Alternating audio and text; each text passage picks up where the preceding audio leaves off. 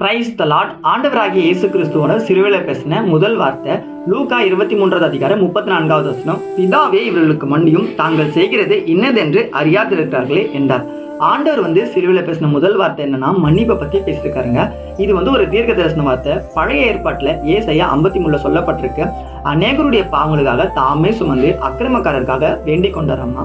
ஏசப்பாவை சிலுவையில அறையிறாங்க, கையில ஆணி அடிக்கிறாங்க, தலையில முள்முடி சுமக்குறாங்க, சவுக்கடி கொடுக்குறாங்க, மூஞ்சில காரி துப்புறாங்க. அநேக மக்கள் ஏசப்பாக்கு விரோதமா பொய் சொல்றாங்க.